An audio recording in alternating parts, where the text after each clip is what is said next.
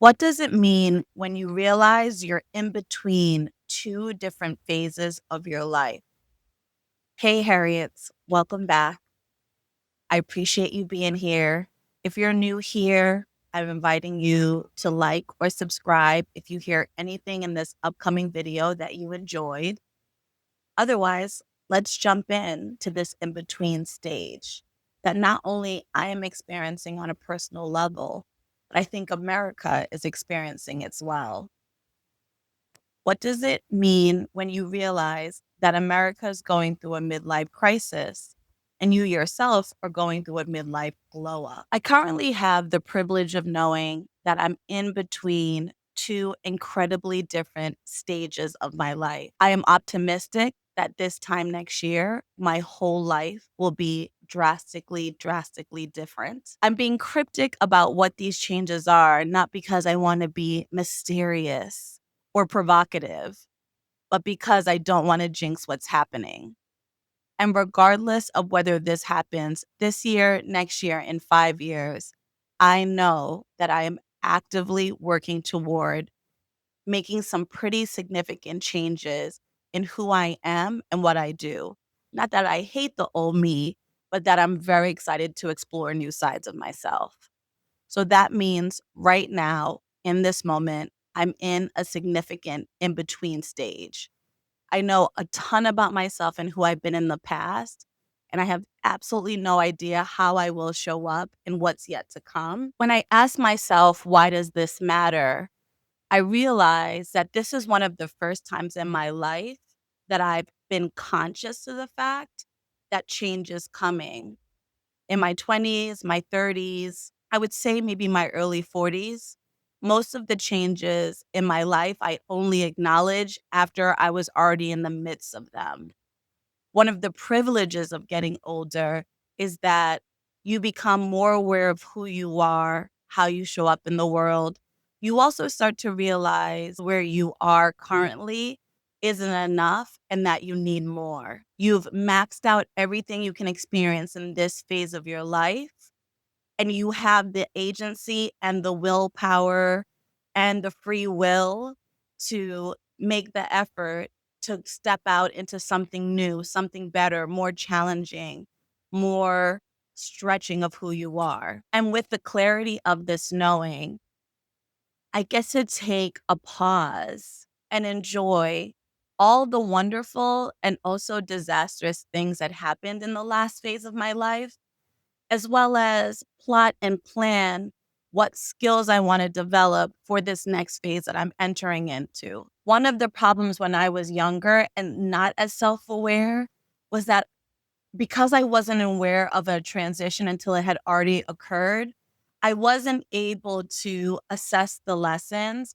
identify areas where I needed to go further, and almost tie a knot on the traumas that happened in that period of my life. So as a result, some of those dysfunctions crept into the next phase because I was never able to consciously resolve them. I wasn't able to look back on some of the mistakes that I had made through the lens of an older perspective with a deep enough understanding of why those mistakes were made so that I wouldn't repeat them. I'm the type of person that really has to know why something is happening in my life. But unless I'm able to fully do a root cause analysis of where something came from, I am very doomed to repeat it because I don't fully grasp the conditions that created it. Another important change that has made this period of my life so very special is the depths of my spirituality. Going to Catholic school for 12 years, growing up in the church, being much more raised in religion than spirituality. A lot of my behaviors were rooted in patterns of obedience to an outside authority. The older I get, the more spiritual I become, the deeper my connection with my intuition, my ability to receive messages from all around me, my ability to trust that everything is in service of a higher power. When I was younger, I foolishly thought I still had control over everyone around me, myself, conditions. The older I get, the more I trust that it is especially the things that I don't expect that are showing up in my life to teach me something incredibly significant. And so I am less resistant of what's happening around me, and I flow through life more like it's a current. I think people are missing the beauty of middle age. Growing up, I thought of middle age as something that happened predominantly to white men with a ton of money. I thought fast, sporty cars. I thought leaving your family and kids. I thought it was dating a younger person, trying to reclaim your youth. I think understandings of middle age in the past were not rooted around the female experience because women at that time were most likely empty nesting. They were no longer sexual or sensual attraction within society, and thus they were invisible. And so now, with this new reframing of what it means to be a woman in her 40s, 50s, and 60s, with more women starting their families later in their life, with more women having a more established career that they're not walking away from, that they're going to continue to ascend on during this period, I think there's an opportunity for more conversations around what middle age means for women and what middle age means for women who are fully tapped into their agency. I believe the more that women investigate their internalized patriarchy, the further they move away from the rules around age that used to confine them because they were set by men. And so it opens up this whole new world where not only are we being more discerning about who we date and who we marry, who we have kids with, but we also have the privilege of having deeper relationships with ourselves. And that relationship is rooted in many instances of independence and resilience and an ability to overcome things that many never thought we would be able to overcome. I believe this period of time might be one of the first times that women get to redefine what middle age looks like. And part of that definition is allowing you to continue to expand.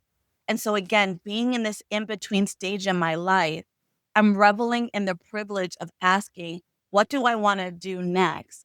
And not have that answer be boxed in by the fact that I'm in my late 40s, that I can actually begin a whole new life and that I don't need to ask permission or financial support around that. So if I want to spend on it and I want to build it, I can because I have the free will, the agency, and the economy to do that. That doesn't mean I'm not still afraid. The difference is when I was younger, that anxiety would have me stuck and afraid to step forward. The privilege of living life, seeing myself in so many different seasons, knowing the evidence of my ability to adapt and pivot. I know better than anyone else all of the things that I have survived. And so, because of that, while I still feel anxiety of whether I'll be able to pull off this next phase or future phases, I still know my survival rate. I still know all the things I've been able to overcome. And I know all of the tools that I have in my toolkit to make that happen. And I trust that I'll be able to find any new tools because I've done it before. There are still parts of me that are the 5-year-old, 15-year-old, 25-year-old, 35-year-old in me who thinks you can't have that, or if you don't have it yet, you still can't get it. And so one of the things I'm spending a ton of time in this in-between stage is giving myself permission to trust that it will come. One thing I feel is so important to my process of taking all the benefits of this in-between stage is celebrating my wins. At the minute that I accomplish something, my next thought is, what's next? What I've been enjoying in this in between stage that I'm currently in is I'm trusting that what's next is going to come. And I want to take a moment to just breathe and celebrate all the things that I have survived, all the things that I have overcome. And while my instinct would be feel deep guilt and shame over the ways that I've let myself and others down in the past, that will still be there to some degree, but I've created a lot more space internally for the things that I've done well, the things that I do now that I wasn't capable of doing before, the ways I've seen myself evolve from a inner child to an inner adolescence to now an inner adult. Intentionally creating space to celebrate my wins has allowed me to become a fan of myself, which has made me less dependent on finding fans external to me, fans in the men that I meet and date, fans in the friends that I used to want to impress, fans in my parents for all the sacrifices they made for me and the evidence that I paid that back. It erases the noise of looking externally for that fandom. And it's made it so much more fun to not need that external validation for those wins to have merit. The story that the universe sent me this week that reaffirmed all the things that I was contemplating around creating this video was the story of the actor Jon Hamm. He announced this week that he's having his first child at 55. I've loved Jon Hamm as an actor since Mad Men, but I never really fully knew his story. I didn't realize he didn't get that role until he was 35, even though he made a promise to himself at 30 that he would stop acting if he didn't get a major break by then. I think he married his wife when he was 53, and now he's having his first child at 55. The response to him announcing his impending pregnancy has been overwhelmingly positive, which just signals to me that you're never too late to do something. A few years ago, I told myself I wanted to live with the privilege and entitlement of a white man. And what that meant for me was anytime I second guess a dream or a vision I had for myself, I would ask, if you were a white man, would you be embarrassed to say that you want this? Would you prevent yourself from pursuing it because of societal criticism? And more often than not, the things that I want to do, there are a ton of examples of white men doing those things around me. What has felt so interesting about reflecting on my middle age would be this in-between period is appreciating how much America is in an in-between period.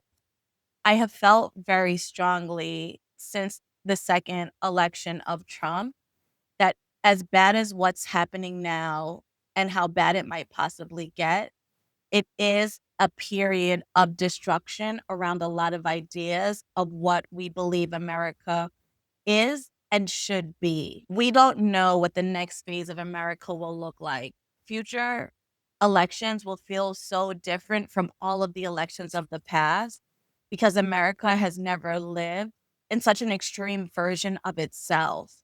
And so whatever's coming next is going to be a reaction to that. I personally think it can only get better because I can't imagine how it can get worse. But we don't fully know what it looks like on the other side. And so I think that a lot of anxiety that people feel, especially with daily bad news, is not only what's happening in real time now, but where do we go from here? Having this parallel in between stage where we're obviously leaving some things in the past and we have absolutely no idea what it looks like going forward. I have had the privilege of feeling my in between stage within this macro in between stage. I think a lot of Americans can benefit from stepping off of the bad news cycle that we're in to sit back and reflect what worked in our idea of what it meant to be America, what doesn't work, what we want to keep, and what we want to lose. I would also love for us to give ourselves permission to not clamor to build the next thing until we've closed the loop on some of the things in this stage of our country. Really sit with it, assess it, process it, mourn what we could have been, celebrate the things that we were that no one ever imagined, rather than rushing into building what's next.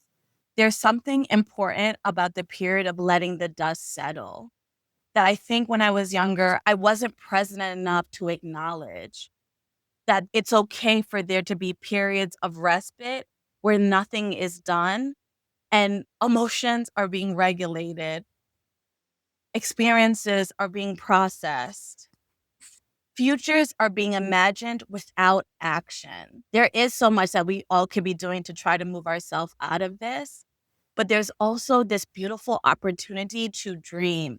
Just step off the hamster wheel of destruction we're witnessing every single day, to dream of what's next, to ask ourselves, what is the best case scenario where this goes? Before we even ask ourselves, what do I need to do to make that happen? There's something really, really important to just stopping.